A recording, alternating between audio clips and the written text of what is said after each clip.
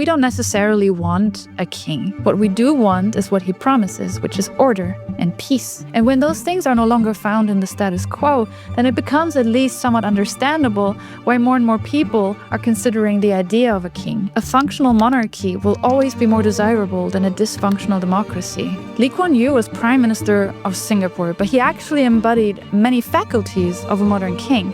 So he wielded near absolute power, and he used that power to reform his country, which now widely considers him the father of the nation.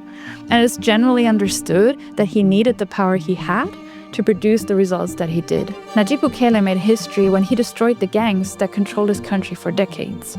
And so this was basically unheard of, because El Salvador went from the world murder capital to the safest country in the Western Hemisphere, all in a couple of years. In El Salvador, all three powers basically fall under the control of one man. And Salvadorans are okay with that.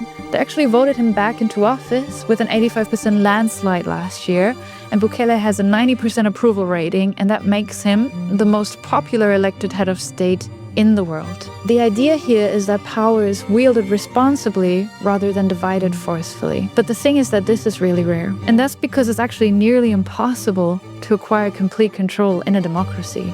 They're just not designed for that. They're not designed for the centralization of power. But most modern aspiring kings rule in democracies. And of course, if a leader isn't popular enough to acquire complete control through democratic means, we wouldn't like it if he tried acquiring complete control through undemocratic means, because that would be illegitimate.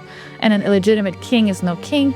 He's a tyrant. Depending on their country, aspiring kings at least need a parliamentary majority and friendly courts. But if we look at the US, then every election the candidates actually fight over single percentage points. And if we look at Europe, then 30% of the popular vote is considered a serious accomplishment. Most modern aspiring kings will actually lack the popularity or the skill to acquire the powers of a king, meaning they won't be kings at all. Now, we don't actually know what this means for us in the West and for our future.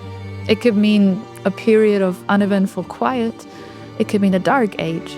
It could mean we dodge a bullet because we would have had a tyrant, or it could mean the fall of an empire. The new age of kings won't have kings for everyone.